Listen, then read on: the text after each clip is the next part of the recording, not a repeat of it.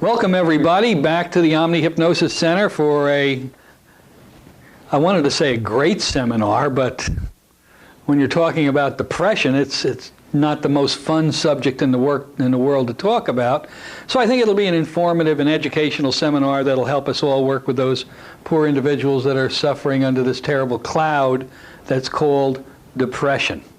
And it really is. Depression is kind of a cloud, or it's kind of an umbrella word, if you want to put it that way, because there's lots of different types of depression and lots of different reasons why people become depressed. It's just not one narrow beam focus. Now,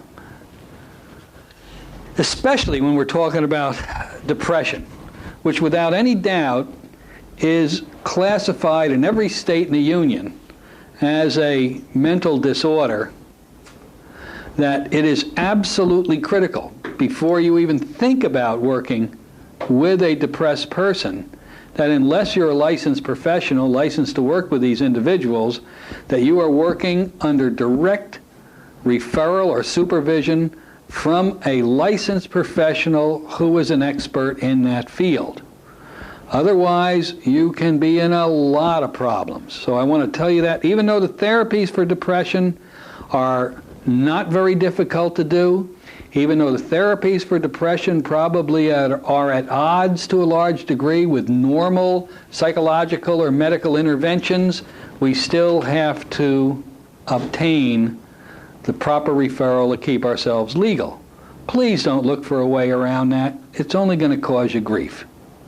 Now, with that medical and psychological disclaimer out of the way, let's move into first of all, what is depression? Well, I wrote down a definition here that I got from a psychological book, and it simply says it's an emotional state in which there are extreme feelings of sadness, dejection, lack of worth and emptiness.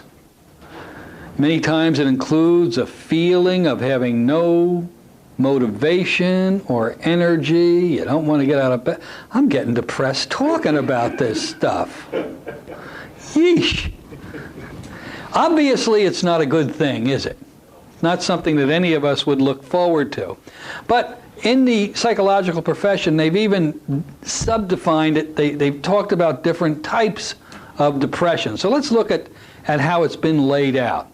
First of all, you have a clinical or a major depression. Now, this is much more than a case of the blues kind of a thing that some of us get. Now, a clinical or major depression, some of the symptoms of that, or indications of that, if you will, is it lasts a long time. It seems to be just the world you live in. And the reason it's called clinical is simply because a licensed professional has made the diagnosis that you're depressed. So he's a clinical person. It's a clinically diagnosed problem.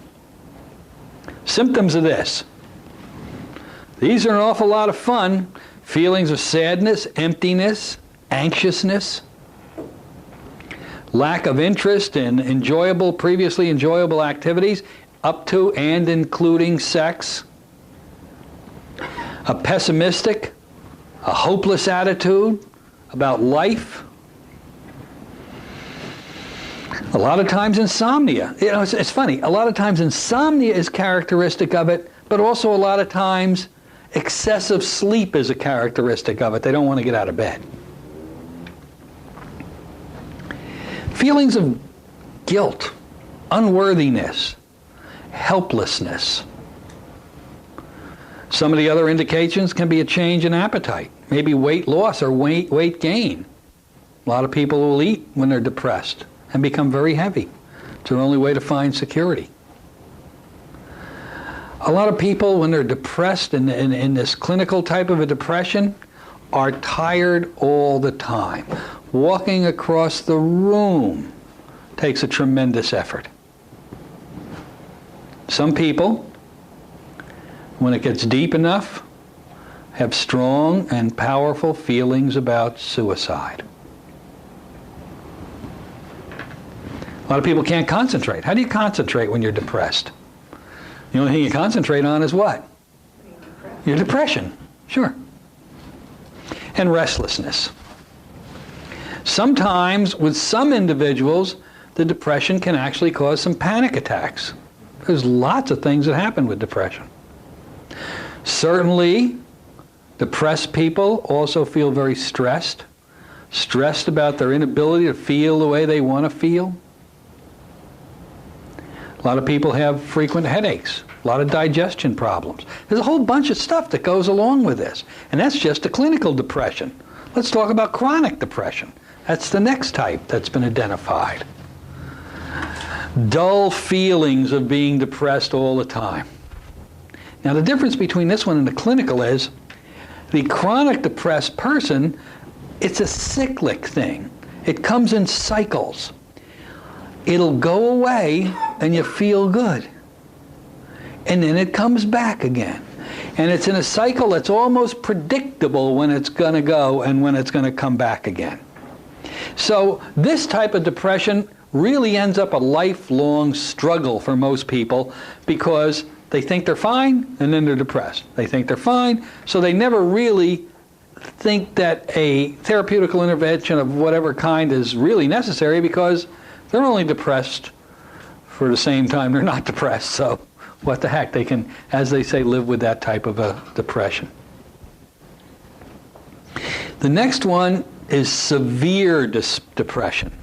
Now, this is probably the really bottom line. It has all the symptoms of chronic depression, but also added to it is their absolute inability to function in their daily life. They can't do it.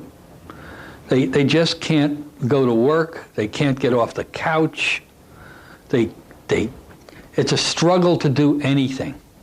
Getting up and going to the bathroom is a major effort.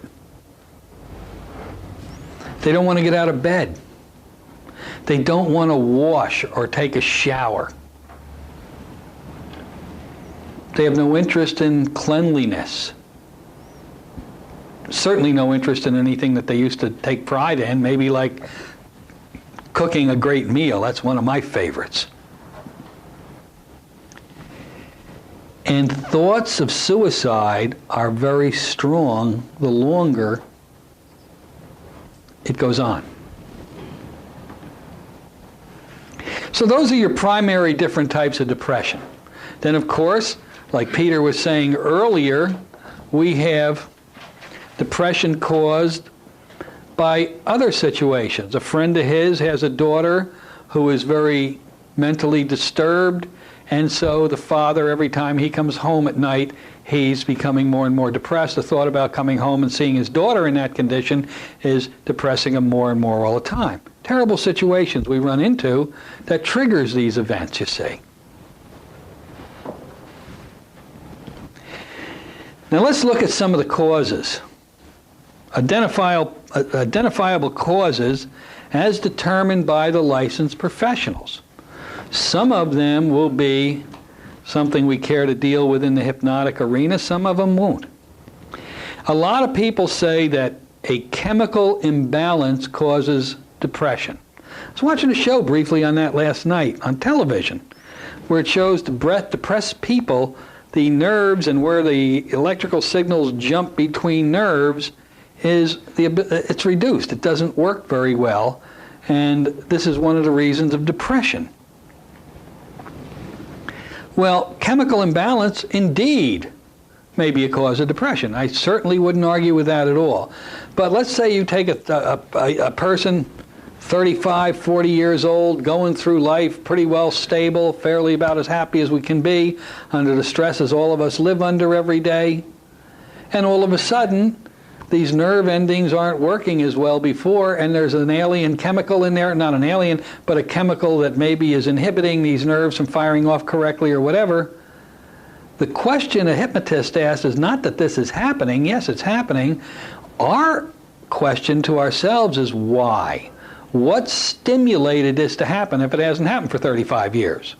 What is the triggering mechanism to cause this? You see, we always want to ask why. We agree that a certain problem exists, but if it didn't exist before, why did it happen? Another thing is unresolved issues. This can be a real stimulator of problems. Anytime you go through something in life that's negative, and I don't mean super terrible things, like the time Peter Victor over here got dumped when he was 10 years old by that little girl he was going to school with. He was crushed. How do I know that? We all got dumped, Peter. This is no big deal. Anybody in here never got dumped? Anybody in here never got dumped more than once? In any event, when we're open like that and we are experiencing these feelings that we never knew existed within us, and then we hit this situation and there's no closure to it, we can end up very depressed as time goes on, as those early feelings of depression that we have, as we experience them more and more and more, they become what? Compounding of suggestion, and it can grow into a very serious depression that started back when you were 10 years old, but really it never got to the level where it was a consideration for you until you were 35 to 40 years old. Only then was it compounded enough to be known to you. Relationships, careers, being fired, stuck in a little room with no windows, a book comes down a chute and all your whole job is to stamp it and shoot it down another chute for 8 hours a day, is very depressing. A lot of people up north in the wintertime get depressed, don't they? They don't have light. We need light to be happy. So there's a big business up there selling artificial light, and it works. It helps people. It eliminates that trapped feeling that they get up there. Health issues. Oh yeah. Health issues can be very depressing. Take a healthy person, give them a heart attack. Watch what happens. If somebody's suffering from an illness that they may or may not understand if they're going to live or not, very depressed. Many heart patients, including myself, when I had a heart attack back in 1988, and I had to have bypass surgery. It came out of the blue. After the surgery was over, and it happens to many people, I'd be feeling really good, and 10 seconds later I was broken down in tears, crying like a baby. Now, until I was hypnotized by my friend down there, Ellis Rayburn, there was no way I could control this. And come to find out that I started crying because my subconscious mind finally understood and realized that I was mortal and I was going to die. I knew that rationally, logically at the conscious awareness, but my subconscious mind never wanted to have anything to do with it.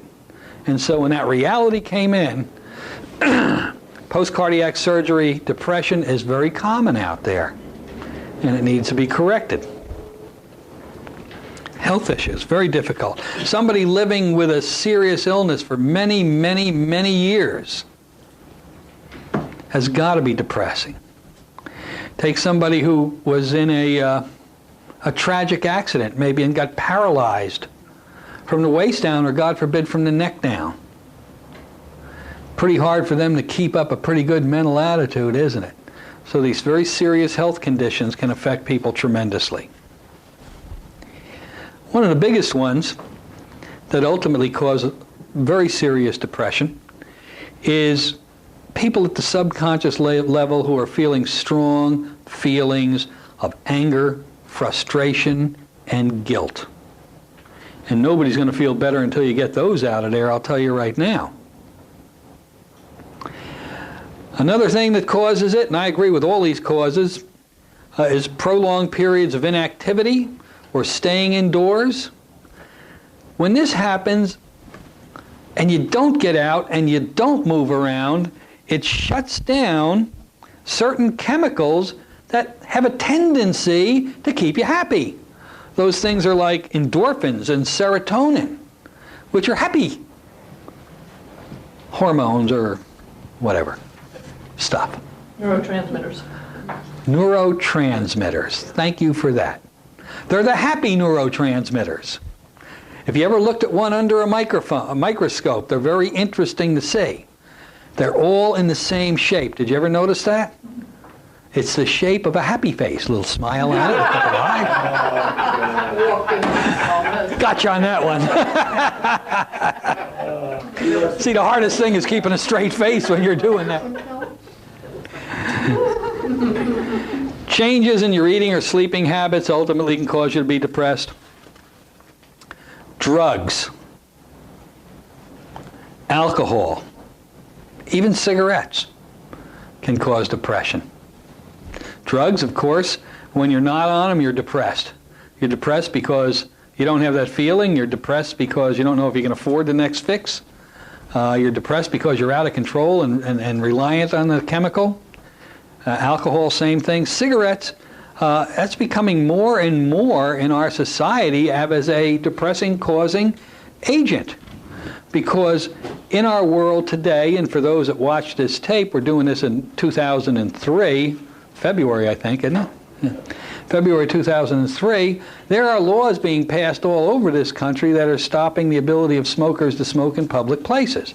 Here in our little town in DeLand, Florida, well, the state of Florida just passed a rule all over the state that you can't smoke in restaurants or other public things. And so when you deal with smokers, and they really want to have a cigarette, and I sympathize with smokers. I used to smoke 2 packs a day for years, till I had my heart attack, and that changed everything real quick. But I understand how they feel.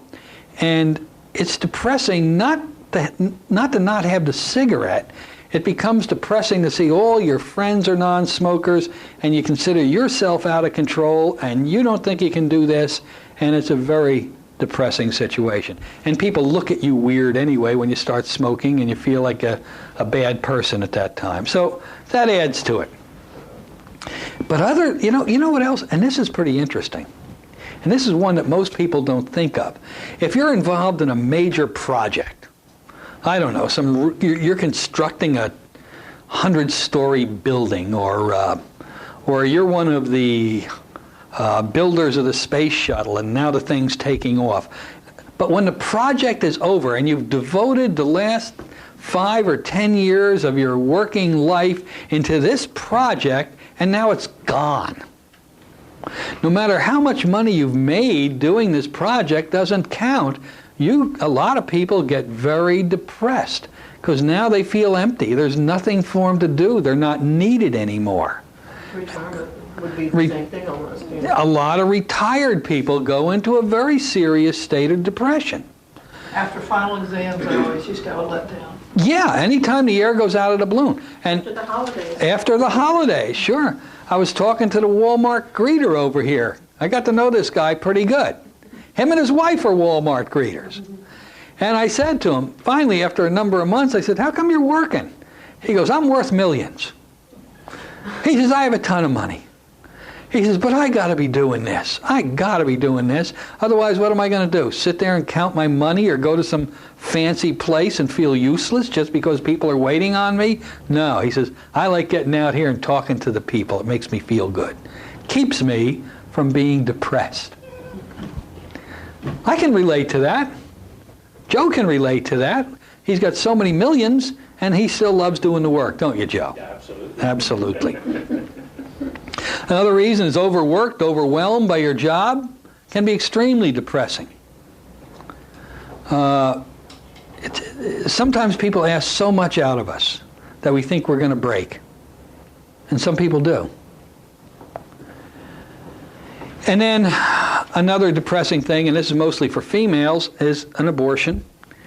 I've never known a woman who's had an abortion who at the subconscious level wasn't very sad. Deeply, deeply sad. And if you discover that, it has to be removed. It has to be corrected. Now, historically, there's been certain ways that depression is said. Here's how you deal with it. Here's how a lot of psychologists or doctors will tell you to deal with depression, or a lot of health gurus. I always wanted to be a guru, but I can't be anything I can't spell. They say exercise relieves depression. Sure, exercise does, as long as it's not caused by a problem deep underneath. Then it still makes you feel better, but only for a short period of time. Good night's sleep. Well, how do you get a good night's sleep when you're really depressed? You know, it's hard. Drink lots of water. Well, when you drink lots of water, you're going to the bathroom so much you can't think about being depressed, you see. Hang out with your friends. What if you don't have any? Watch funny movies. That's a good one. Sometimes if I'm feeling a little sad, I'll go out and get me a bunch of funny movies and plug them in. My popular one that I really like is a stupid one called Short Circuit. Probably nobody with an IQ more than 12 has ever seen this movie, but I love it. I love Short Circuit. And it just cracks me up. And I also love the Producers. Producers is Mel Brooks, I think, did that one, and it was hysterical. Self-hypnosis. Now, self-hypnosis can be a very good way to eliminate depression if the cause of the depression can be eliminated with self-hypnosis. But self-hypnosis will never deal with the cause of the problem. So if you want to use self-hypnosis for a deep underlying depression, then I suggest you get a therapy session first to cauterize the event that caused you to feel that way. And then use self-hypnosis as a support mechanism. Give yourself, Other causes that you haven't mentioned that I think I heard was abuse, childhood or history of abuse, and financial problems. Financial problems is probably the largest cause of depression. Yeah, I mean, you could go on and on and on with causes of depression. Financial problems should have been mentioned because it's enormous, that cause. It destroys feelings of worth and value. It destroys relationships. It destroys marriages. It's a terrible generator of depression. Okay, giving yourself positive affirmations, that doesn't work. Forget that. Write letters or keep a journal. Well, writing letters sometimes is very effective to make people feel. So you can vent with a letter.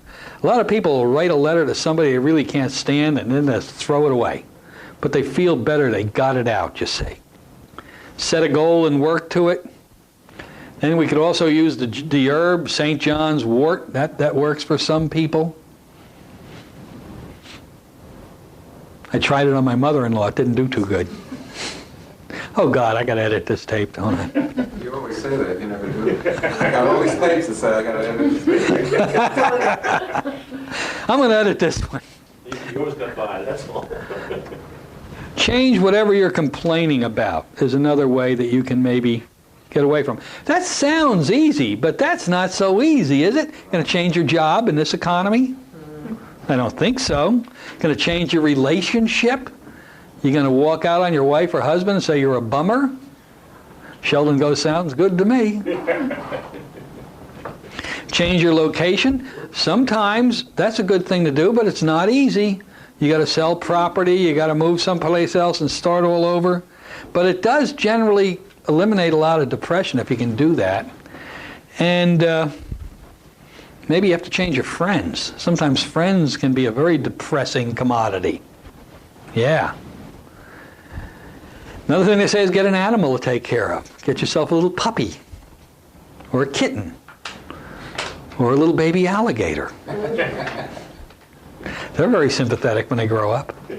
Not warm and Do volunteer work. Volunteer work is great. Everybody should do volunteer work. There's nothing that makes you feel quite as good as helping other people. But remember this. As you go through life, I want you to remember what I'm going to say.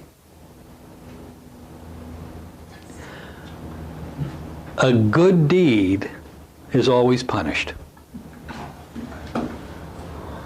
Just like a successful person is always disliked by a certain amount of people. I mean, a good deed is always punished. I mean, look what we did. I mean, in today's world, to France, to Germany, we did all these good deeds, and now we're being punished. But you will see this constantly in your life. And people resent, if you do something nice for them, they will resent it later on. So there's always the yin and yang to everything you do. But I still advocate volunteer work. I think it's a wonderful, wonderful thing to do. I like to volunteer my services to the VA and to work with those people that have been hurt so badly and suffer those illnesses that war and combat can put on us. Okay. Listen to classical music. That would just get me more depressed.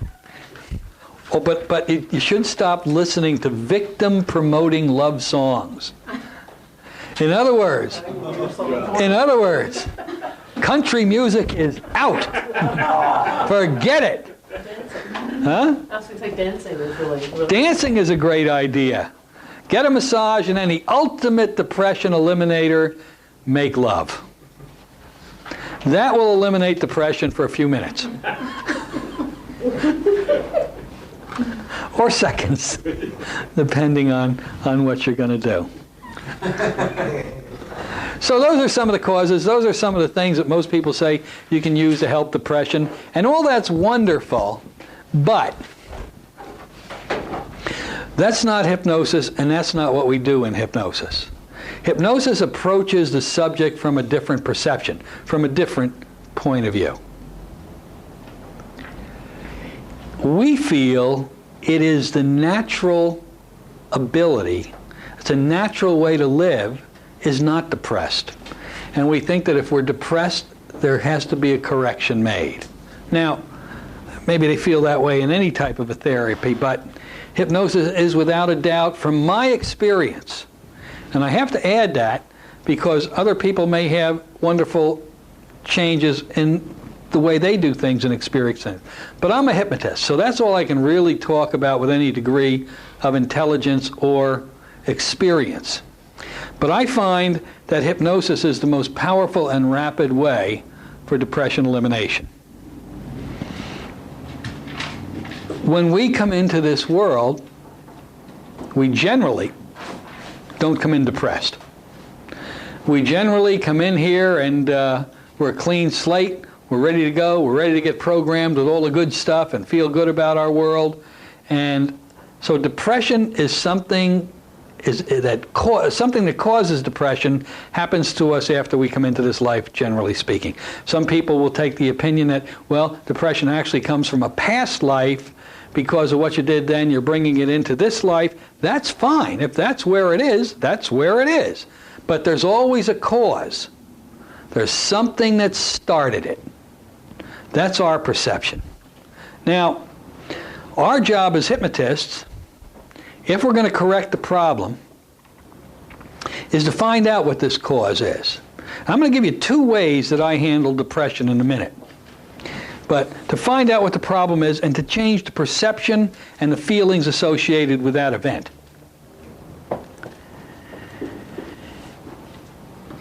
If your depression, not yours, because nobody in here is depressed, except Bob, but he's always depressed. If your depression is caused by an event and not another person, which can easily happen, then it's not well, none of it's really difficult. The steps are not difficult.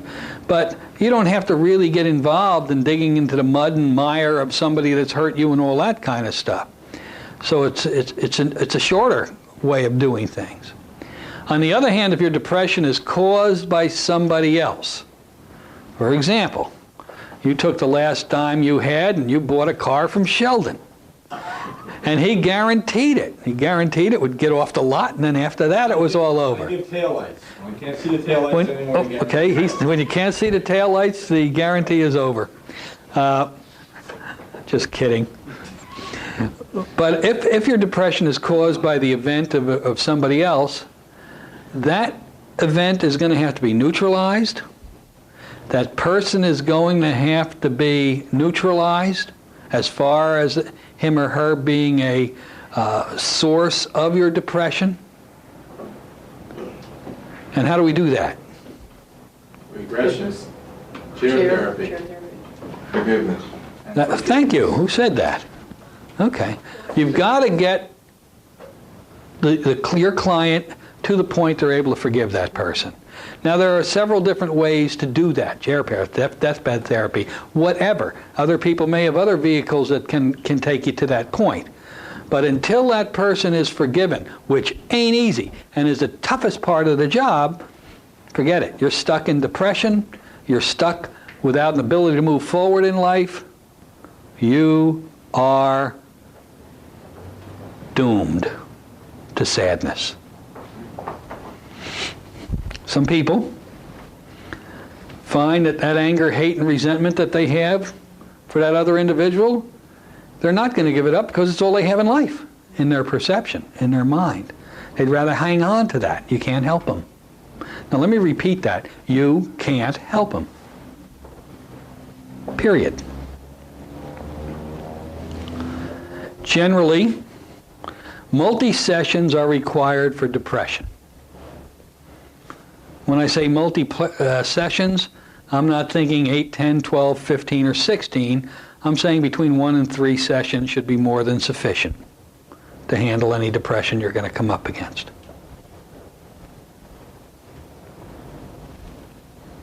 How do we do depression? Let's go over it. Let's just jump right into it and show you how we do depression. 2 ways. One, if the cause does not involve an individual. Now, we happen to have a one each, buy 'em by the carton, handout for this. So we can go over it step by step. I'll explain it to you, and you folks at home will have this too. And you'll be just as excited and thrilled as they are. Listen to the yawns here.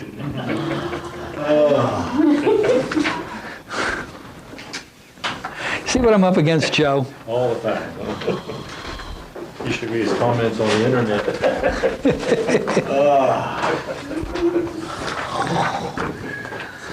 Jeez, this is a tough audience.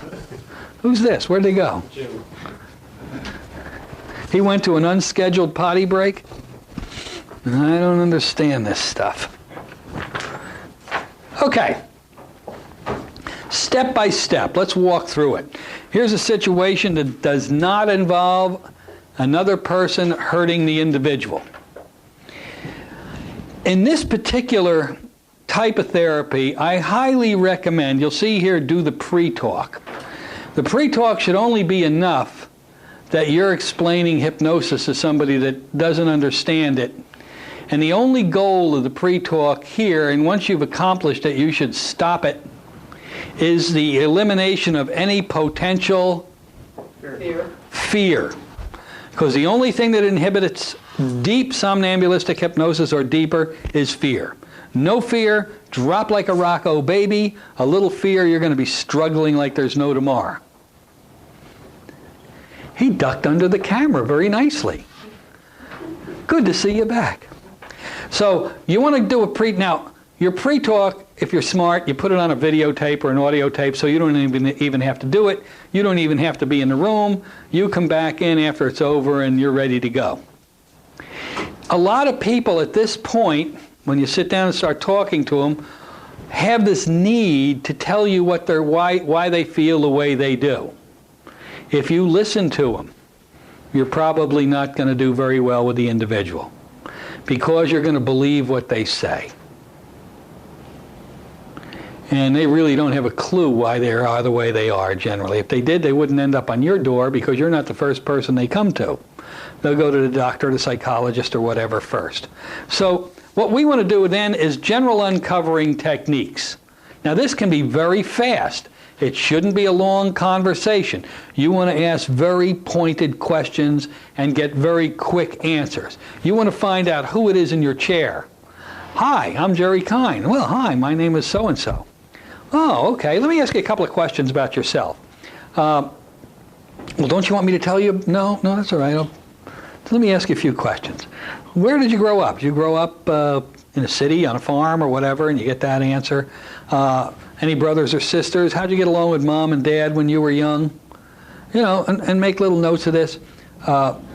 Did you go to high school? Did you drop out? Did you go to college? Did you drop out? Did you have any business failures? Just a general overview of this individual. Now you know the type of person you're dealing with here.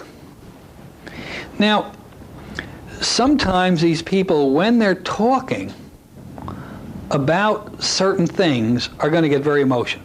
For example, one of the things that you want to ask people as you start going down these lists of questions you're going to ask them, they're going to get a little bit more intimate as you're going down the list. And they're going to start off, really the heavier stuff is going to start off when you say to the individual, do you have any relationship with alcohol? I don't like to come on out and say, you know, how many belts are you having a day or something like that, or in England, how many pints we're having. A lot of people are drinking so much, but they don't think they're drinking a lot. So what is your relationship? Do you have a relationship? Yeah, I have a relationship. Well, how often do you drink? Oh, well, I'll have a drink every day. Well, do you drink wine or bourbon or liquor or beer or whatever? Oh, I like brandy. Okay. When you have your brandy, how often do you drink? I only have one drink a day. See, that'll throw you off. Oh, really? And when do you normally have your drink? I like to have a drink right before I go to bed because it helps me sleep. Oh, okay. When it comes to quantity, do you have a little snifter full or a shot glass full? No, I have an 8-ounce tumbler full or a Slurpee big cup or whatever it might be. And so you'll be able to determine what you're dealing with here, you say. And for example, the next thing you may want to ask them is kind of hard to say some of these things, but you'll be developing rapport as you talk to them. You want to see if you can discover their sexual orientation. A lot of people are living the lie. You'll see a lot of men, married, have kids, get up in the middle of the night, go to the local rest area, and have sex with a guy, and then come home and climb back in bed again. It's not an uncommon scenario. Or down to the local park where the guys hang out, you see. And this is a very big stimulator of depression, because anytime you're using energy to suppress who you really are, it's going to cost you. And then if you're dealing with a woman, you may not be able to get to it at this point, but if you got a good rapport, you can ask them if they've ever had an abortion. And if they have, you know that's a generator of depression. Make no doubt about that. And deep, deep internal depression. So these are the type of quickie things you want to ask them.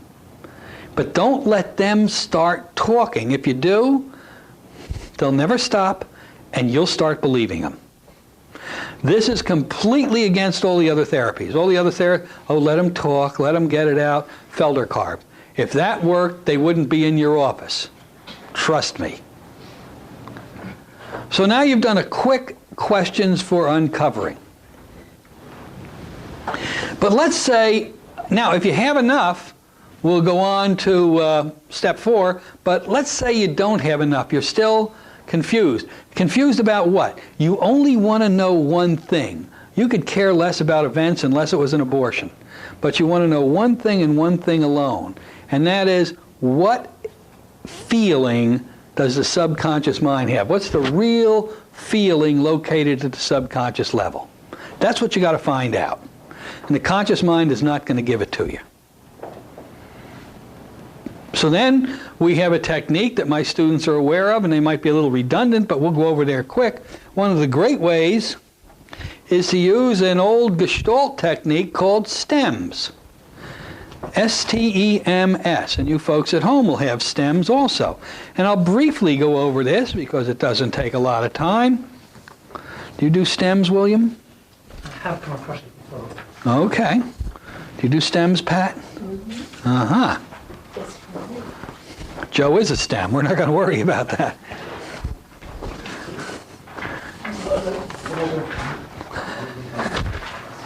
Well, hello there, everybody.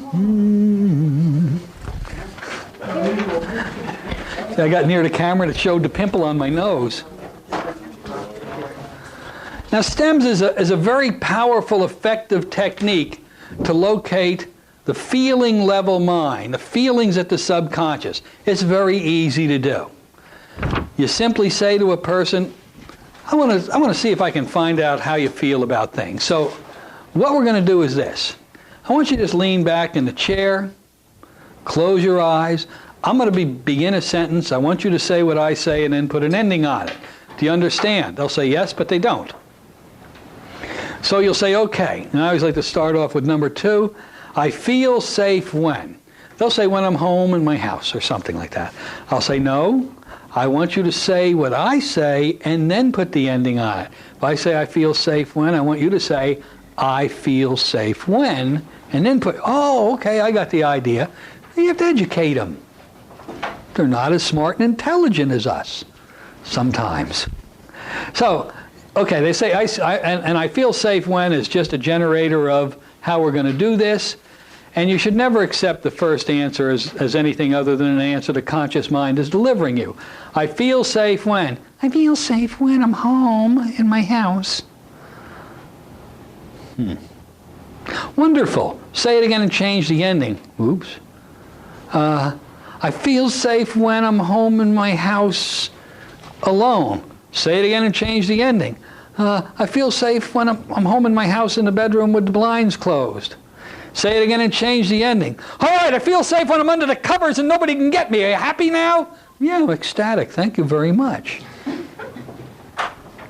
Now you got your way into the emotional mind. That didn't tell me anything, but that got things cooking, you see. And you don't have to do all of these. You can do these until you get a feel for what the mind is feeling like. I cut off my feelings because I'm frightened. They scare me. Well, your job is to write one word down the right side of the paper. Fear. If I ever lose control. William. I got to tell William. I have this lady come in. And you guys, many of you have seen Mary Poppins, the movie. And they had this very British lady on this very British bicycle with a little basket with flowers and a high collar. And I had this British lady in my office one day, and I said, if I ever lose control. And she opened her eyes and looked at me and said, I'm sorry, young man, that just is not proper.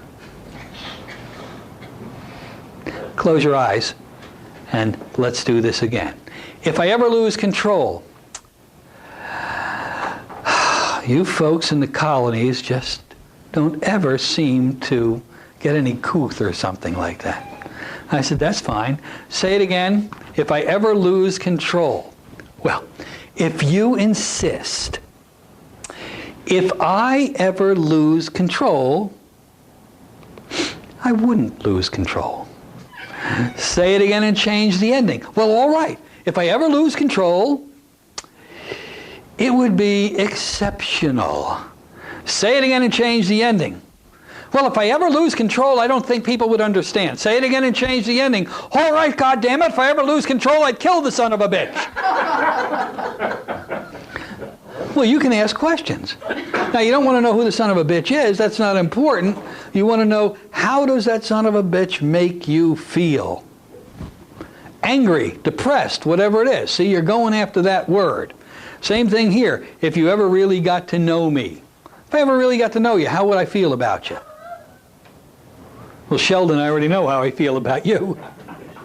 But most people, if you let down your shield of protection, would say, you'd like me. Aren't we all kind of nice inside if we had the chance that we didn't have to be frightened that somebody would take advantage of who we really are, how we feel? Sure. As long as I stay busy, I don't have to face my world, I don't have to face people, I don't have to think. How does that make you feel? Sad. Remember, we're looking for one feeling letter word. If I ever really let go. Oh, that English lady on this one was a pipperoo also. Yeah. If I ever really let go, I'd be frightened. I should be stronger because. One of the most frequent answers by women on this particular one is, I should be stronger because everyone is counting on me. You know, still, even in our modern society, men generally work from dawn to dusk, and women work from sun to sun. Women in the working environment now, they go home, they cook the dinner, they do the laundry, they keep the house clean. Men go to work, they come home, grab a beer, plop on the couch, and that's the end of it. Boy, I'm glad I'm not a girl. I would kick the butt of these guys, I'll tell you right now. If I ever let my anger out, boy, you don't know what you're going to get from this. I'd kill the person. I always like to ask, did you ever kill anybody? Some people say yes. I assume it's combat, but I don't go any further. How did it make you feel when you killed that person? Good. No, don't tell me that. Come to Brooklyn. If I ever felt come to Brooklyn. If I ever felt all of my sad feelings. So whatever the word is you may be coming up with, you got to keep going, in other words, with these questions until you get a feeling. I feel sick at heart, for example. You don't want to probe here. For example, I feel sick at heart because of what I did. Don't say, what did you do? This is the inappropriate time for that. You want to say, how did what you do make you feel? Very sad, very sorry. You write those words down. Blah, blah, blah, if you ever really love me, I feel sexually aroused when. I don't even want to ask Sheldon that one. You will get some very strange answers to this, though, so be ready. I'll tell you right now, don't think it's always going to be when I see the person I'm in love with or blah, blah, blah, or this. I won't even go into some of the answers, but don't let yourself get shocked by what comes out here. Okay, and now the last ones are kind of important, the last three. I feel guilty because. This is usually because of a mistake you've made in business or in a bad financial deal. You lost all your money in the stock market or things on this order. I feel guilty about. That's a different type of a subconscious response you're going to get. This is always because of something generally that they've done of a very intimate and personal nature. It comes out. For example, if a woman had an abortion, you'll probably find out about it here. So watch out for that one. It can be a very tricky one. So when you get done with this thing, you have all of your emotions written down on the side. Now you know what the feeling level mind is feeling. You don't have to go talking to them about it. You got it. And you got it in aces. Now once you have that,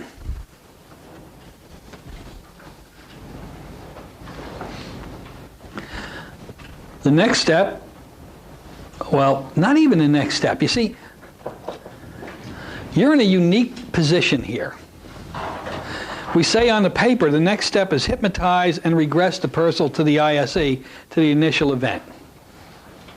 Now in this case, we're not going to be dealing with an individual. But you don't even have to do that. As this person is leaning back in your chair with the eyes closed, as you're going through this process, they are going into hypnosis. And the more emotional they become, the more they're drifting into that state. So all you have to do, unless it's, you have to look at the whole situation. Maybe it's time for a potty break before you do the work. If they've been in the office watching the pre-talk, you've been yakking at them for 10 or 15 minutes, maybe they got to go to the bathroom. But if not, you can just go down this. Now look, Barbara, I understand you're really feeling down, you're feeling sad, you're feeling depressed. And I just want you to let those feelings come up. Let them come up. We'll cut the head off of this dragon. Just feel so sad, and you'll see the tears starting to come, and then you just lean over and say, now just follow that feeling back to the first time you ever felt it. Just back to the first time. 10, 9, 8, just so sad, so sad. 7, 6, 5, 4, 3, 2, 1. There you are. Daytime or nighttime. They'll tell you, inside or outside, alone or somebody with you. Give me a report. Tell me what's going on. And you regress right off of the feelings.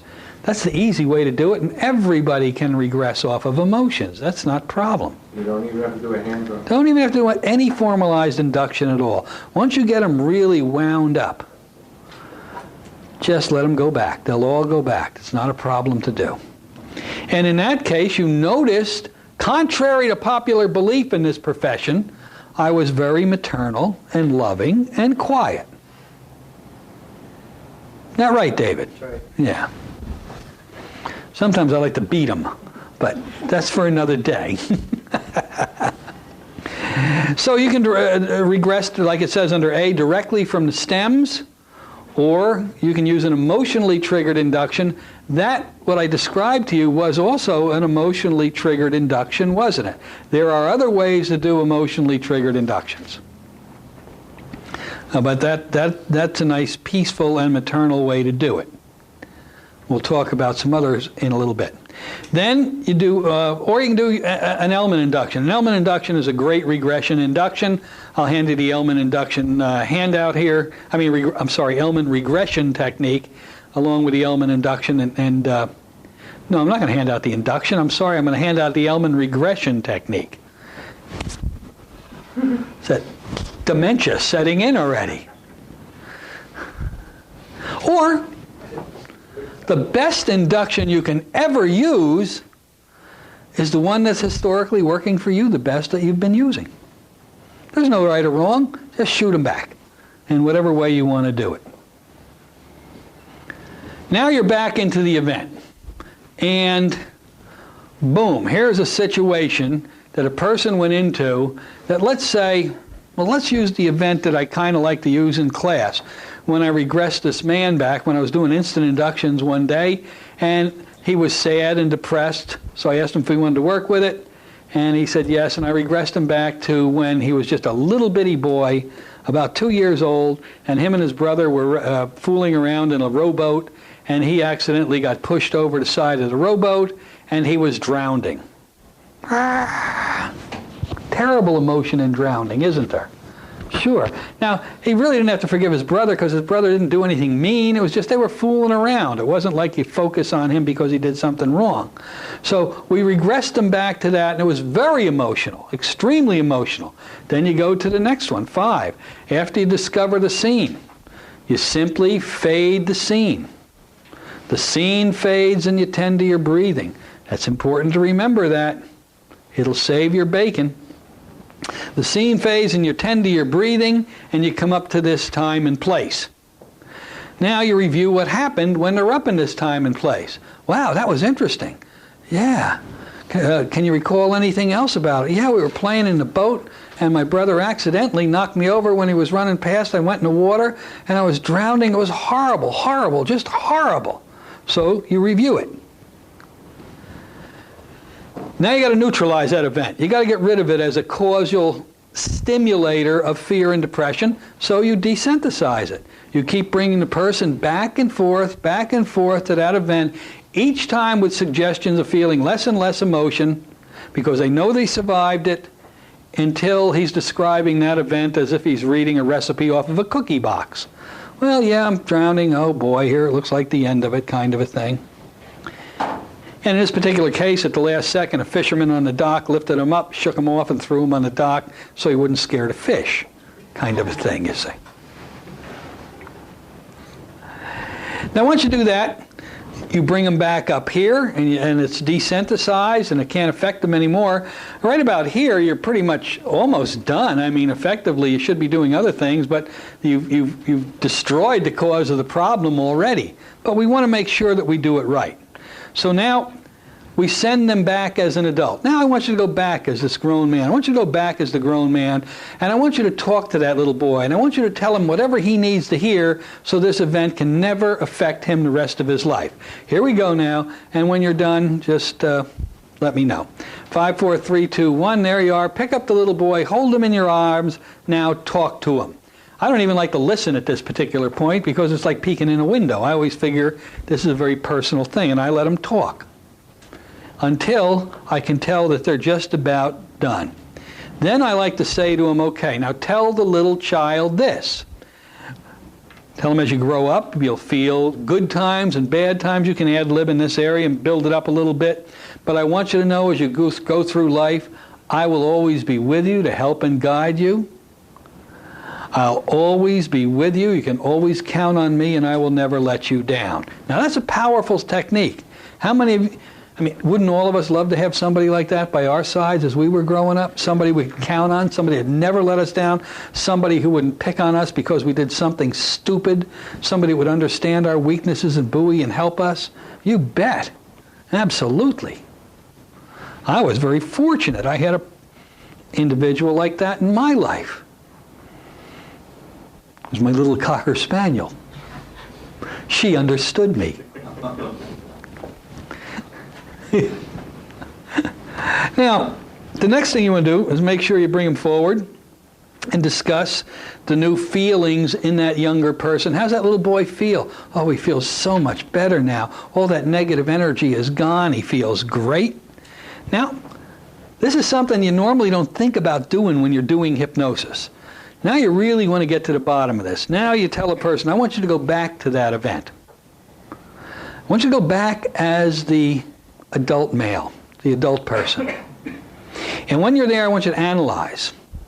I want you to analyze. See, we normally don't like people to analyze in hypnosis because analyzation is normally a function of the conscious mind.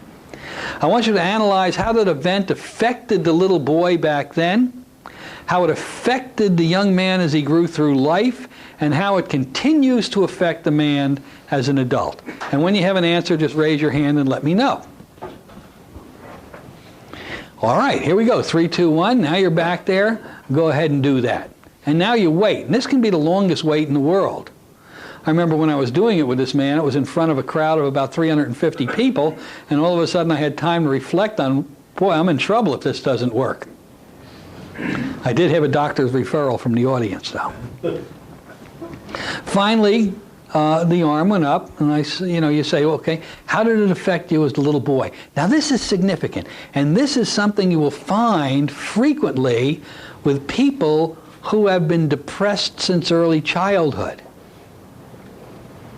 He says, when I was that little boy and experienced that situation, I never knew that the human mind could experience that level of emotion, that level of fear. Just for me to know that my mind could even express or feel the enormity of that fear, of that emotion, caused me to make a decision then and there. I said, what's the decision? I decided never to allow myself to feel any emotions again.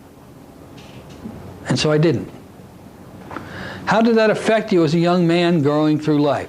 Well, I never really had any real close friends, male or female, because I would never open myself up to them. Nobody could ever get to know me. And so I was considered a loner. Yeah, I used to go on dates, but I was very pleasant to be with, but I never let any emotion get into the situation. And how does it affect you in your life today? Same thing. Some people think I'm cold or standoffish. I'm not. I just am not willing to open up to anybody. I said, but you're married. He goes, yeah, I'm married, and I know I love my wife, but my definition of love, I'm sure, is substantially different than yours. I feel strongly she's the perfect woman for me. She's my best friend, but I never can open up emotionally with her either. I said, all right. I said, now I am going to give you my professional diagnosis. See, I'm not allowed to diagnose. I'm a hypnotist. But I just said that as a joke. I told him he suffered from the walking zombie syndrome. And that human beings are not meant to grow by cell division alone. We're meant to grow emotionally as well as physically. And by you not allowing yourself to feel emotions, you're dead. You might as well jump in the bag and zip it up because there's nothing here for you. And he goes, oh, that's interesting.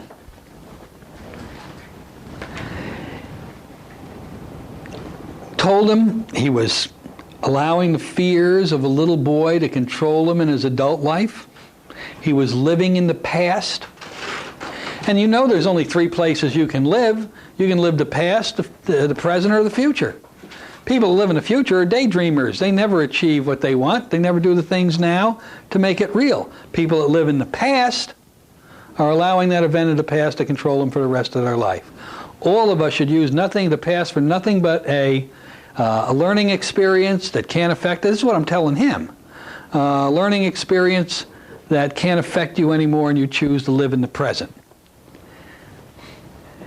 Now, what you got to do at this point, and this is the important thing, you got to ask them if they're willing to release that behavior, that childish behavior, and move into the present life and allow themselves to feel the emotion that they haven't felt anymore. Knowing that, feeling emotion is going to require that not only they allow themselves to feel joy, but also to feel the stings of life that happens to all of us, and to grow and to become part of the human race. And you got to keep talking at this point. You've punished yourself enough. There's no reason anymore for you to live the life of that frightened little boy back there. It's not necessary anymore. Are you willing to let go of it? Are you willing to move into the future now that you understood? He goes, I do understand. I can't believe I've allowed this to do this to me all these years. Are you willing to let it go? Once the answer is yes, If not, you got to move back to number 7 and move down the ladder again. If not, if they say yes, you give them a good anti-depression patter. Keep it short. You don't really have to do a lot. And any depression patter you got, any script you got, is going to be fine. Just don't drag it out. You know, this direct suggestion at this point shouldn't be any more than 5 or 10 minutes of just good direct. Now you release yourself. Every day you allow your mind to grow lighter, more free. Every day you look for the good things in life, the excitement of life. Every day in every way you look for wondrous new feelings and emotions that stimulate you and move forward, blah, blah, blah. And then you do the summation. Now you're down to the end of the session. And you do the summation. Now, a summation is a summation is a summation. And a summation is very similar to an attorney talking to the jury. It should be somewhat emotional if you are that type of a personality, if you can generate the emotion. And I always like to start off with something like this. Now, Dave, you came here and because you were depressed. You came here for depression. You see, that's the reason your conscious mind gave you were here. You see, that's not why you came here. I hate to tell you that. It's not why you came here. Let me tell you the real reason you're here. The real reason you're here is because you made a decision. Very simple decision, but a decision none other. That decision wasn't to be happy, to have fun. No. That decision is that you decided simply to take back control of a part of your life that's been out of control for many years. True or false? Absolutely. Nothing has the right to control you, not another individual, not a negative event of the past, but you had allowed an event of the past to shut you down from feeling emotions. You allowed an event of the past to keep you from growing emotionally. And so you grew as an empty shell. You want to get rid of that now? You're going to get rid of it now? Are you excited about the future? You now can move forward in a wonderful way, in a marvelous way, in a light and bright way. You can look for all the emotions that every day can bring that buoy you, that make you excited, blah, blah, blah, blah, blah. You keep rambling on like this, and you see them filling up, and you see them excited, and then you get to your emerging technique. All right, you did good. Are you going to let those feelings come in now? Are you going to feel good about it in the future? Go inside yourself, take a deep breath, and notice for the first time you can feel good. How you feeling? Feel good. All right, the count of 3, eyes open, fully alert, and when they open up, you're going to feel great. All right, 1, now feel that weight just totally removing from you. It feels as if you've let go of a lead suit you've carried all your life. At the count of 2, you're still relaxed, but notice a feeling now of joy, of excitement moves inside of you. You feel great. On the next count, your eyes are going to open. You're going to go fully alert. You're going to feel fantastic, wonderful, and marvelous in every way. Get ready now. Here we go. 3, eyes open. Take a deep breath and feel good. And they think it's over. Oh, they think it's over. But as they say out in Texas, I just came back from riding cross country, tain't over. As soon as their eyes open, you simply do what's called the post-hypnotic interview. Remember, they're in a hypersuggestible state for 30 to 90 seconds. You go like this, look at me right here. Now you know from this moment on, you're going to allow all the feelings that life gives to come into you. You're going to let yourself feel happy. You're going to let yourself feel excited. You're going to let yourself sing songs, dance dances. You are going to enjoy life more and more with every breath you exhale. You're going to feel so good when you look at your wife. You're going to see a whole new person. She's going to be smiling. You're going to be smiling. You're going to feel happy. You're going to feel bright and light more than you ever have before in your entire life. True or false? Well, all righty then. And you can do that. And now your session is over. In that particular session, it was a rather exciting ending because after he opened his eyes and we went through this, he just was quiet. He didn't show any emotion. I thought I was doomed in public. Then all of a sudden he took a deep breath, the tears started coming down his face, and he started these deep, retching sobs. But they weren't sad, they were, I don't want to say happy, because it was this enormous release, and everybody was crying, and his wife ran up and didn't hit the step right, fell down, broke her arm. But that's a whole other story. And they're both crying, and the audience is crying, and I'm going, no problem. It was great. So that's how you work with an event that is not caused by an individual. Now, that happened to him when he was 2 years old. How do you know it's an event and not an individual? They'll say, I've been depressed all my life. How do you know that? I don't know it. I regressed him back to the cause of the depression, the first situation or event. And he went back to in the rowboat when he got pushed over and he felt this tremendous fear. What about if you're dealing with an adult that just lost all his money in the stock market 2-3 years ago when it crashed? That's depressing. I bought real estate, I'm okay. That's depressing. But, I mean, he said, what do you do if somebody lost all their money in the stock market? or similar type thing, recently. And lots of people have. Okay. If they verbalize that and they say, ever since then I've lost all my money, and you probably don't even have to do regression. So let's treat that as if the cause was by another person, because it's going to be the same kind of a therapy. So we'll move into that now. It's just that the other person is him. Yeah, so you could blame themselves for not. Yeah, so we're going to show you now how we can correct that kind of a problem, along with depressions that are caused by other individuals. That's a nice segue, thank you, into this next type of depression technique.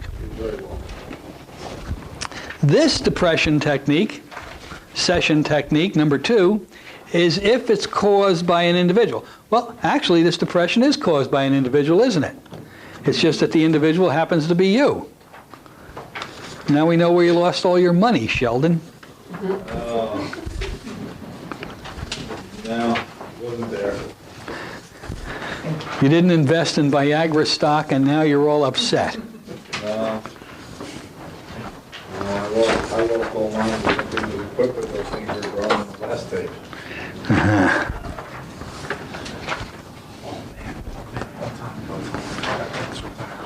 Watch out, Sheldon. It's going on the mic.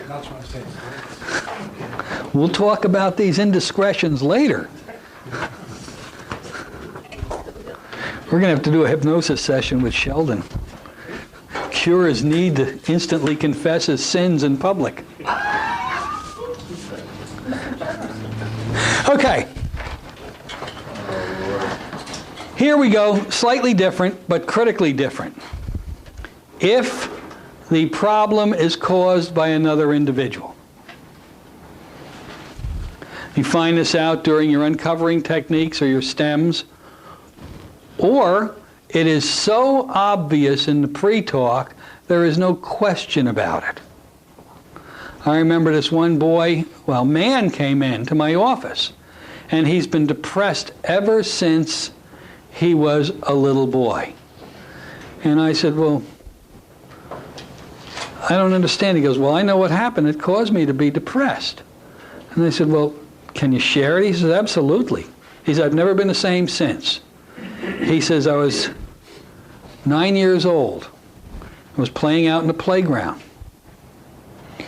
And the big bullies came over, and they pulled my pants down in front of the girls. And I was humiliated. And then because they were New Yorkers, they dragged them across the street. And if you're from New York, I'm just kidding, because it's just that Peter here is from New York and I'm having fun with him. Real New Yorkers wouldn't do this. They dragged them across the street to these type of houses they have there that have cellars in them and multi-story type of things. And they took him down into the cellar where apparently the person that owned the place, he had a workshop. And they took this kid into the workshop with the girls and everything in tow, took the tip of his penis and put it in a vise, and screwed the vise down. The pain was excruciating. They tied his hands behind his back and left him there. And he's been depressed ever since. No wonder. Do you really think we got to do more looking around than that? I don't think so. Other types of causes of depression that are caused by other people are so blatantly obvious that you don't have to go look for the cause. It's laying out there in front of you. A lot of times you'll be working with Marines or soldiers who have experienced unspeakable horror. A lot of times I had worked with Second World War men who were on the first wave at Normandy Beach. Now, the first wave at Normandy Beach was not a place to be if you could avoid it. Because as those boats came in and the ramp went down, those German machine guns were so focused on where that door was dropping down that before any of them had a chance to move a muscle to get out, they were all cut down like wheat. I think that movie that was out a while ago, Saving Private Ryan, had quite an accurate depiction of this type of an event. But this, obviously I wasn't working with those people, but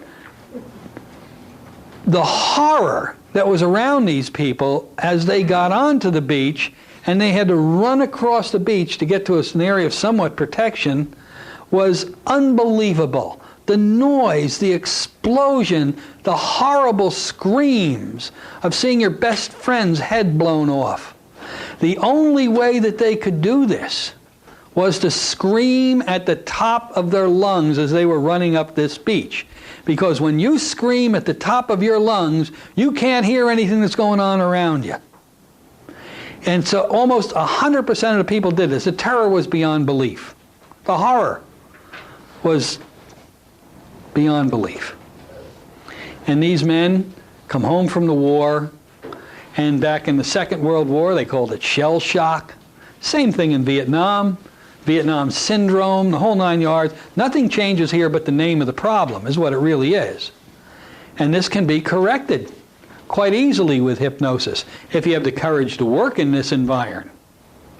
So if you know what the problem is, you really don't have to go back and regress to find the cause of the problem. Who would want to put a man into that hell again? Who would want to put a woman behind a grocery store late at night being raped by 5 of the filthiest, dirtiest street guys you ever saw in your life while laying on top of rotten, stenchy bananas and other vegetables that were thrown out in the dump? There's no reason to. I mean, a lot of these will come out. But if it doesn't come out, and if you need to find out what the cause was, again, we'll do what we did before as a starting point. We'll do a pre-talk. Generally, you should do that before you get into the office on audio tape or videotape. Do your general uncovering technique. Nothing changes. Do your stems to find out what the feeling level mind is. Hypnotize them using your favorite technique. Make sure you get somnambulism, because nobody's going to regress accurately unless you have that level of trance. And generate the regression off of the negative feeling. Now, one of the best ways to do that, and I'll hand it out to you now. Those of you who have had my class already have this handout, but since you probably lost it because your filing system is not as great as it should be, we'll give you another one. This is my favorite regression technique because I believe the more emotional you make the mind feel, the easier it is for them to regress because they're not wandering, thinking about other things type of a thing. Right, Pete? Right. All right. Bill, you're awful quiet back here. Too many carbs for lunch? I like this one. Once you read down your stems and you have all of the necessary information about the feeling level mind, it's very easy. You simply say to yourself after you do the hypnosis, there's a feeling you have about yourself. A feeling of, and then just read down the right side of your stems, being down, depressed, frightened, scared. Now, I ad-lib a little on this. I mean, you can ad-lib too. I say in the second one, These feelings have been controlling you all your life. These feelings have been ruling you all your life. It's time now we got rid of them. It's time that we cut the dragon off of the head of the dragon off these terrible feelings that are bothering you so they never can bother you again. So I'm going to count from 1 up to 10. As I count from 1 to 10, I want you to become very strongly aware of these feelings. Let them come up. Don't repress them like you've been doing all your life. Let them come up so we can destroy them and they can't hurt you again. Here we go. 1. Now start to let those feelings come in. Deep sadness. Here we go. 2 and 3. You're so down. You're so frightened. You're so sad. You're so depressed. 4 and 5, like a floodgate of negative emotion is opening and sweeping across every part of you. You've never felt this sad, this down before. You've never felt this depressed. 6 and 7, like a volcano of negative emotion flowing across every part of you. Now, if you're doing this, by this time, a lot of them are crying. Their noses are draining. You're barely able to talk. They're so choked up in emotion.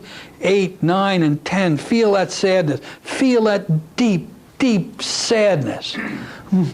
And I mean, they are... It's wonderful to see this. So then you say to them, okay. Now this time I'm going to count from 1 to 3. Can I use your forehead? Sure. Thank you. I must be mellowing. I'm asking people now before I hit them. Kind of takes the edge off of it, but what the heck. I'm going to count from 1 to 3, then I'm going to tap your forehead like this. And I'm going to ask you a question. The question will come out letter by letter. Here we go.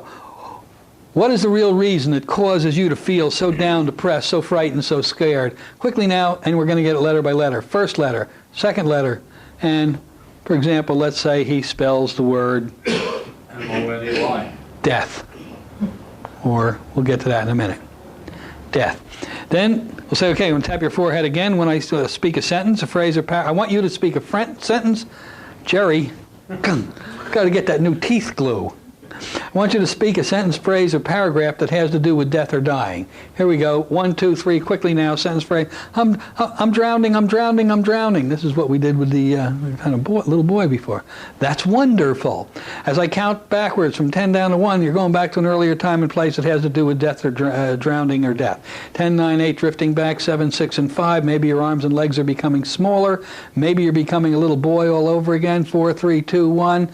Whap! Where are you now? Daytime, nighttime, inside, outside, alone, or somebody with you? If they say, I don't know, that means their conscious mind got in the way, doesn't it?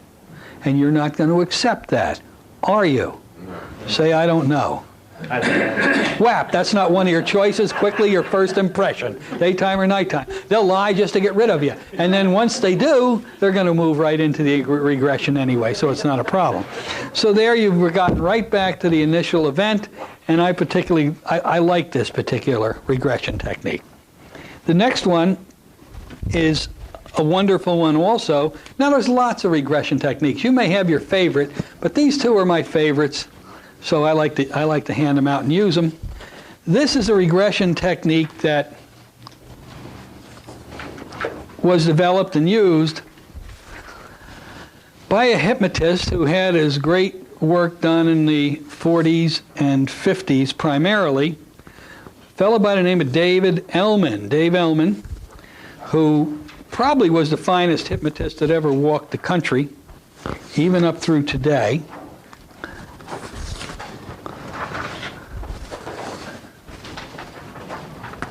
Smile, Jim.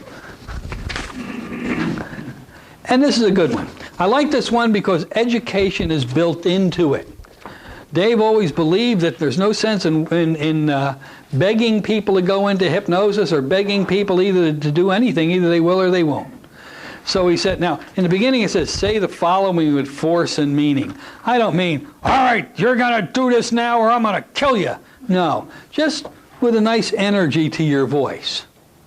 You say, look, I want you to know, this is even before you do the hypnosis, prior to trance induction. I want you to know that if I meet up with resistance, I'm going to be unable to do my work. I'm going to be unable to help you, but if you work with me, if you let me do my job, I know I can help you. So there you've laid it right out on the line. I've done that in all of my sessions as a professional hypnotist over the years. I start every session off with that. Because back in my prime, when I was in Fort Lauderdale before my heart attack, I was running 13 to 15 people through my office individual sessions a day because I didn't waste any time with them. I simply said, now, if you do what I ask you to do, I know I can help you. If you don't, there's nothing in the world I can do. Let's begin. And if they didn't do it, I'd say, okay, is there a problem? Do you have a fear? What's going on? No, all right, let's do it again. Boom. And if they didn't do it, I'll say, I'm sorry, we have to end the session. You come on back when you're ready to do what I ask you to do. You're out. Next. And people didn't like to get thrown out, so very shortly my reputation went out there, you better do what he says or else he's going to throw you out. And that was pretty cool. People would walk in and say, you're not going to throw me out, I'll do what you say. Now, isn't that a great way to have a session start? So he taught me that, and I thank him very much for this little tidbit of knowledge that has served me so well over the years. Then you do the hypnosis, and after you get the somnambulism, here's a little education that he gives them, you see. Because Dave never did much of a pre-talk. He built it into the pattern. When you relax like this, you can live through any part of your life you've ever lived through before the first time. We always think of everything we ever lived through as forgotten or retained in the form of memory. Matter of fact, it's there. It's part of us every moment of every day. Now, this next sentence is so powerful to the subconscious mind. We live our life in the light of reflected action.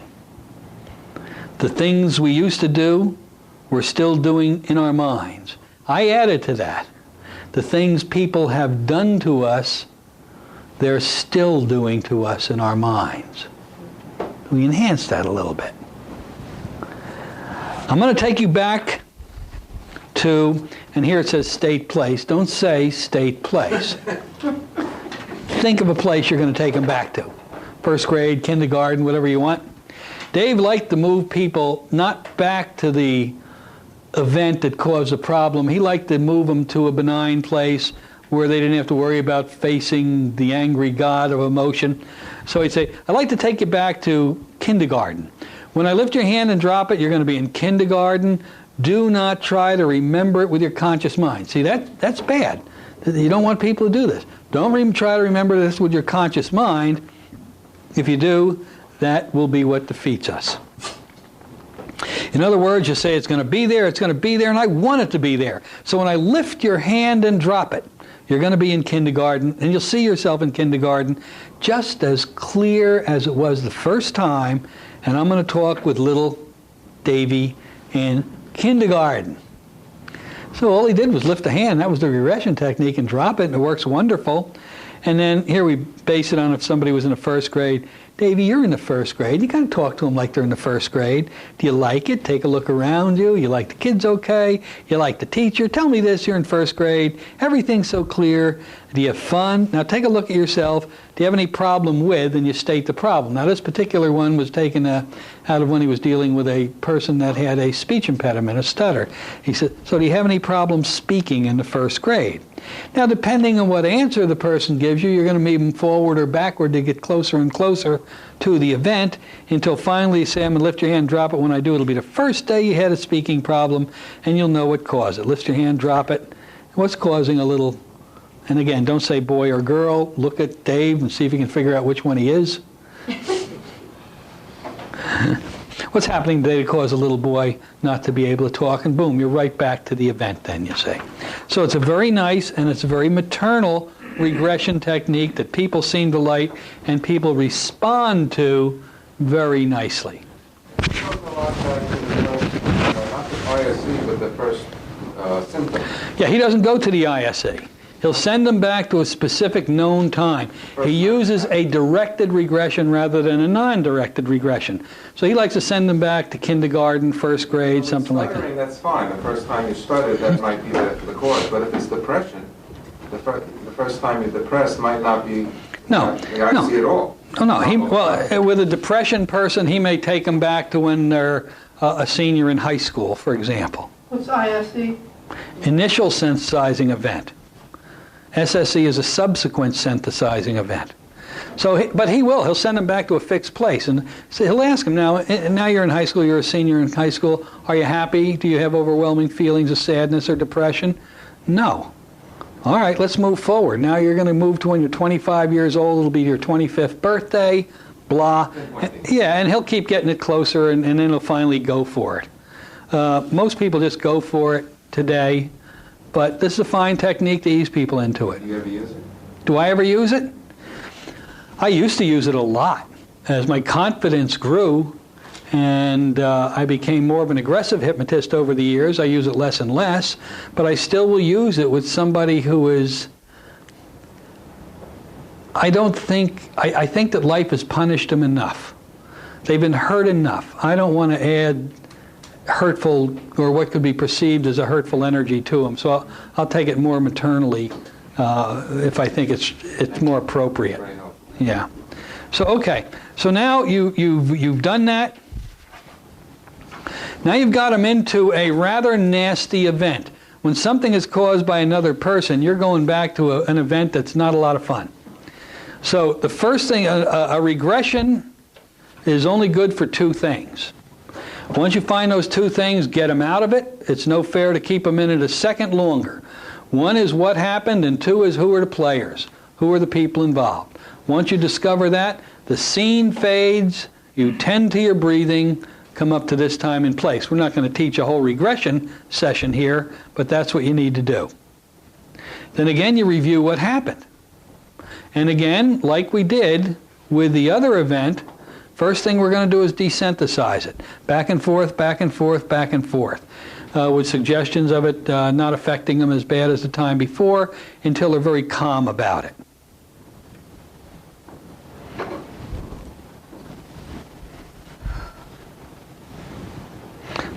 I'm reading the wrong outline here. Now, once you desynthesized it, and the next thing you're going to have to do, and that should have been right after number 7, is you're going to have to deal with the people who have caused this terrible event for you. We're on depression session outline number 2. Now, one of the primary ways we do this is to get the forgiveness is by doing chair therapy. Chair and deathbed therapy are basically the same. The only difference is chair therapy is done with people who are alive, and deathbed therapy is done with people who are other than alive, who are dead or someplace else. And chair therapy is interesting and powerful. You simply have a person imagine that they're in a room, and the only furniture in the room is 2 chairs facing each other about 6 foot apart. You're in one chair. My famous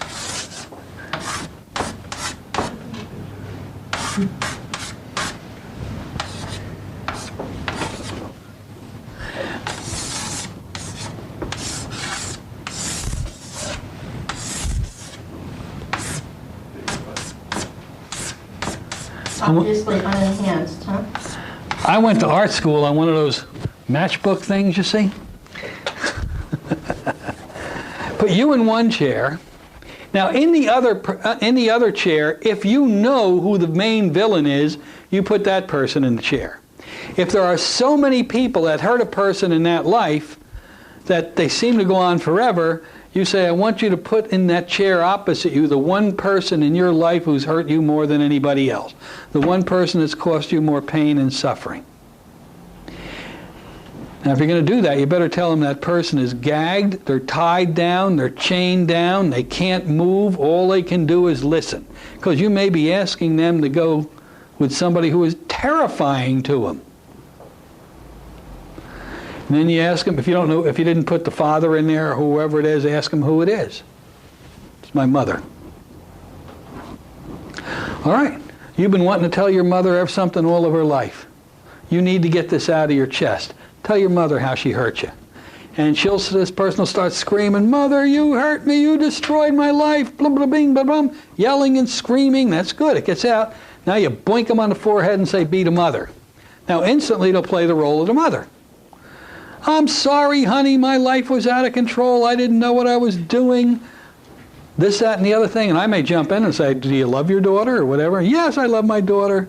Okay, boink, be the daughter. Yes, some love. You dumped me in an orphanage, blah, blah, blah, this and that and the other thing, whatever it may be. And you keep going back and forth, doing the role playing between the two of them until now they're talking instead of screaming.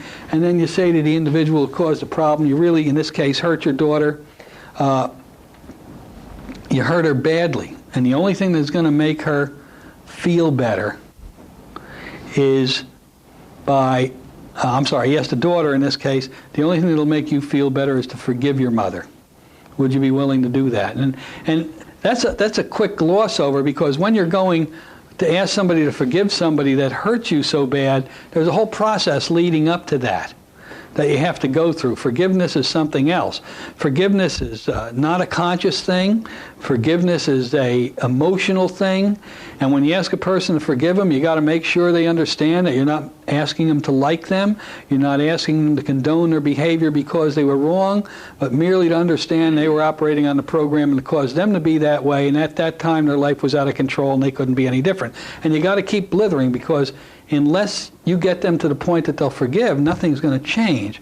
So if they say they're willing to do it, then you get to tell your mother you forgive her. Mother, I know you were a schmuck and all this other stuff, but I forgive you. Your life was out of control and this and that and the other thing. Then you go to the mother and simply say, well, how did that feel? Wonderful. Oh, I've been waiting so long for that. Well, your daughter might have done something, didn't she, when she was young? I don't know. Well, she probably did. Go ahead and forgive her, too. I'm sorry, honey. I forgive you for causing me stress and causing me money when you were a little girl and all that. And then you have them hug and snuggle each other, whether it's man or woman or boy or girl or father or mother or brother, whatever it is. You have them snuggle and hold on to each other and fill each other with the love. And the beauty of this technique is, if those of you out there have never really felt forgiveness, you're in for a rare treat. Because once you forgive the person that's hurt you the most, it's like a rubber band snapping. It's an unbelievable release. You will not realize how much energy it takes to hold on to this hatred. And everybody that you do this with that successfully does it says it was amazing, the good feelings that they have. So now, let's say a person has multiple people that have hurt them.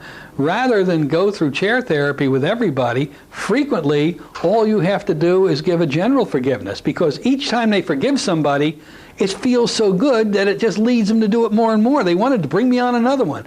So you just give them a period of silence. And during this period of silence, the names or memories or pictures of anybody in your past that's hurt you in any way will come into your mind, and when they do, forgive them with the power that you did with the evil one here, the biggest one, and let them go. And that period of silence, and when you're done, raise your finger, let me know, and the period of silence begins right now. And so, you shut up, which is the hardest thing for a hypnotist to do. Periods of silence in a hypnosis office are deafening. You think you should be saying something all the time. But during this period of silence, what can you do with it? You can relax, do a little self-hypnosis. Dave can make another martini. Poor Dave. I'm just picking on him so bad today. But it is a long time. It'll seem like a long time. Eventually, they'll give you the signal, and you ask them, have any people come into your mind that you've been unable to forgive? And if the answer is yes, what are you going to do with them? You're going to stick them back in the chair this time and deal with them individually until you get them all gone. And you work through every person that has hurt that individual, and you get the forgiveness. If somebody's dead that's hurt them, they're only dead physically, they're still hurting them, so you have them imagine that they're by their deathbed. Well, they weren't in a deathbed, they got hit by a bus, or a lorry. A lorry. I've got to use more British words here. I'm leaving you out, aren't I? Quite all right, I can follow. When we leave, we'll have a pint or two. Definitely. So you say, imagine you're by your dad's deathbed. He's got to go in just a few minutes. Here's your last chance to make a statement to him. Tell your dad what you need to say. And basically from that point, it's the same thing, back and forth. The ending is only a little bit different, where you say to the father, now, You have to go now, make a final statement to your daughter, maybe something that'll help her in life. And they will. And then you say to the daughter, now make a final statement to your dad, he's got to go. And by that time, those statements will be one of love and caring and things in that order. Or I'm glad to see you go, you SOB, don't ever come back here again. Which is just as fine if they've forgiven them, doesn't matter. So that's important to do. Now, after now there's one more thing here. And this is where it can get sticky wicket. Is that a good one? It is. Okay. Sticky wicket. I watch the old war movies, you see. I learned some of this stuff. If you have discovered in your stems or in your uncovering technique that the woman you're dealing with has had an abortion, here's where you got to deal with it. This is the perfect place to deal with it. After she's forgiven everybody else, you say to him, now, there's one more little person that you need to deal with. Just a little bitty person. You don't say it's a fetus or something. One more little person that you still need to talk to. And I want you to imagine or picture that little person in that chair opposite you right now. And you will see the woman's face screw up. She'll start to cry like unbelievable, saying things like, oh, my baby, my poor little baby, what have I done to you? I'm so sorry, my life was out of control, I didn't know what I was doing, oh my God. And it's really emotional. You boink her on the forehead and say, be the baby. I have never seen a child act differently. They always, there's my Irish lady, they always remind me of a little Irish pixie. Oh, Mom, will you stop it? You didn't do anything that you didn't have to do. I had to go through this. You're fine. I'm fine. You didn't do anything wrong. I love you. You love me. We're going to do... And the little kid will straighten this adult out like there's no tomorrow. And you boink the mother on the head, beat a mother. Oh, my God, you're not mad? You don't hate me? After what I did, boink. Mother, I don't hate you. You and I both had to experience this event. Don't you understand that? And anyway, the conversation will go back and forth, and you'll neutralize that abortion so easily this way. And once the mother does that, you have created a new person, and a wonderful person who is now really excited by life. There's nothing that removes a depression like this type of thing if it's part of what you're up against, you see. Now, you do that, and then they got to forgive themselves, don't they? So you got to do the forgiveness. One of the ways I like to do it is I have them look in a mirror, and I'll say there's one more person you have to forgive. Picture yourself in a mirror. That's the individual, that's you. Yes, you've made mistakes. We all have. Look at all the people you've forgiven in the past and how good you feel. Now, if you really want to feel good, it's time to forgive that person in the mirror. Yeah, she's made mistakes. We all have. And I want you to send her forgiveness. Clean her out. Fill her with forgiveness. See the lines in her face go away. Fill her with the joy of you for you. Blah, blah, blah. Keep on going like this. And when the person is, you're really building them up, say, now bring that person toward you. Put your arms around them and bring them inside of you. And notice how good you feel, how light and free you feel.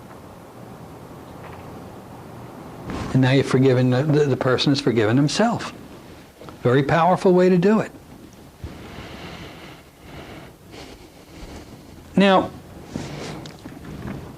once more at this time, and this is an option, I like to do it if you have the time, and that's regress them back to the cause event. And notice now it has no effect on them whatsoever anymore.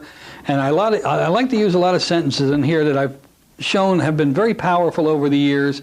Now you understand the past is the past, and there's no future in your past. Or the past is only antique, archaic events. Subconscious loves this, that no longer has the ability to affect you in your world today. And you just program like that a little bit. And then you ask the person, are you ready now to come back into the world of positive feelings, of feeling good about yourself, of feeling excited about the challenges of life? Now, if you've done all of this, you've cleaned it all out, and they're going to say yes. If not, go back and begin with number 6 and go over again. Then, once they say yes, just a good compound direct suggestion, self-worth, self-esteem. Doesn't even have to be depression, because that's not there anymore. A depressed person has been depressed a long time, feels and have been programmed so deeply that they can't do anything right. Nobody loves them, everybody hates them, might as well go eat some worms, this kind of thing. Remember that? The deal is then to give direct suggestion for self-confidence, for self-worth, for self-esteem. Powerful suggestions that their opinion of anything is just as good as anybody else's opinion. It's their time to be here. And I love that analogy that a lot of my students have heard me hear. I'll say, look, it's your time to be on this earth to be the very best you can be. Before you, many others had their time. The Romans had their time, and now they're dust. The Carthaginians had their time. The Greeks had their time. And they're all gone. And now you own the world, and it's your time. Your time to be the very best you can be without any restrictions. And really, build this up a little bit. And so they're really feeling good about themselves, and they're ready to go. Then you do the summation. The summation is just like the summation that we did before. Okay? The reason you came here was not depression, but because a part of your life was out of control. That's true, isn't it? And now you've chosen to take back control of your life. Nobody has the right to control you, not your mother, whoever the evil people were, not the rapist, not Adolf Hitler or whoever it may be that caused your sadness. They have no right to control you. You're taking back that control, and nobody can ever control you again. And with every breath, you feel lighter and freer and more alive, and you just blah, blah, blah, and you do this great TEAM, yay team. And the more you do this, the more good you get at it. Or as I used to say, more gooder that you get at it. And so it just flows off, and you can have a lot of fun with this too. And then you emerge them, you do the suggestions of feeling great in between the numbers as you count them up, and then after they open their eyes, you use the post-hypnotic interview. Look at me right here, and now you feel light, you feel bright, you feel great. Every day is going to be brighter and lighter than the day before. No longer are you going to live in the past. There's no future in your past. It's old archaic thoughts, and now they're replaced by thoughts, I can do anything. I feel great. I feel excited. I feel in control. And I'm never going to lose control again, are you? No. All right, you did great. And there you go. And your session is over. It is very, very difficult for anyone to remain depressed after that type of an intervention. Now, when we speak of depression, now, you were talking about the person that lost money. And, okay, you just are going to end up putting, if you're the one that lost the money and you're depressed over that, you're going to put yourself in the chair.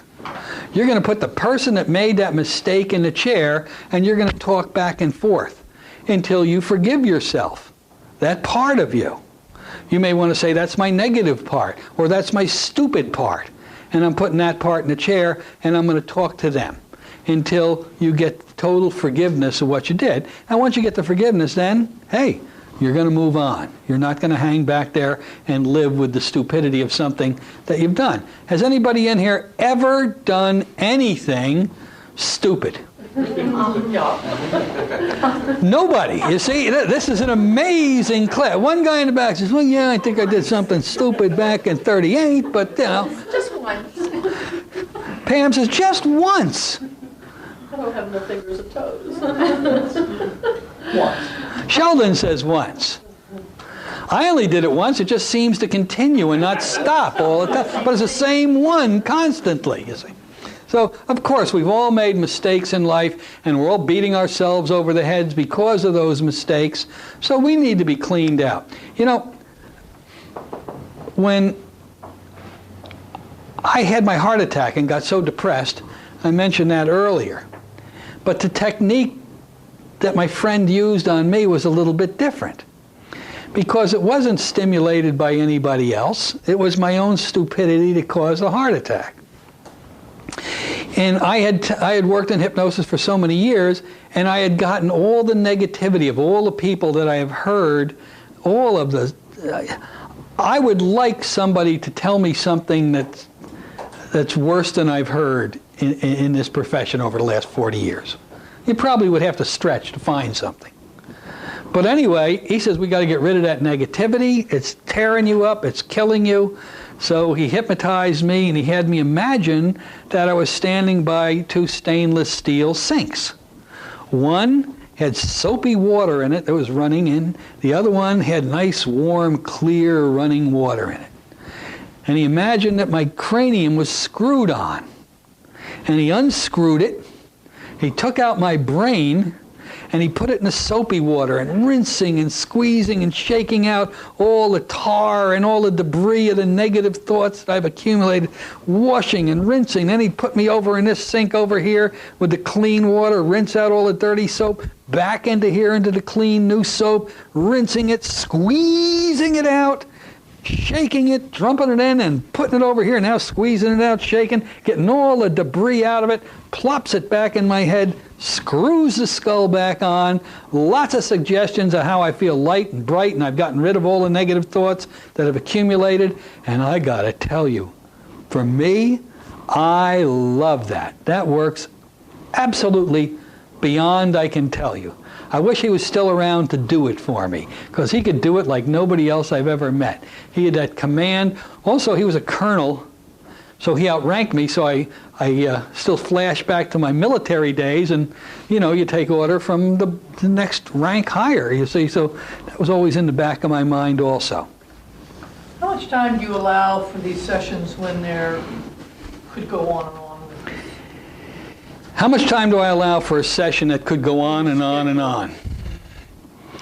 You want the professional answer or the truth? Both. The professional answer is there comes a time that maybe your client or you are becoming tired, and you might want to take a break point. Now, if that happens, you just say to the person, now you're doing great. In a moment, we're going to terminate the session for today. And you got to tack, if you leave the person open, you got to tack stitch them shut. You're going to say, now between now and our next session, which better not be very far in the future, you're going to notice you're feeling better. You're feeling a wonderful anticipation of what we're going to do. What we've discovered today is not going to affect or disturb you. You're going to start to realize you're getting better and feeling better. And the next time you come back, you're going to come back with a powerful anticipation that by the time that session's over, you're going to feel more alive, more better than you ever had before.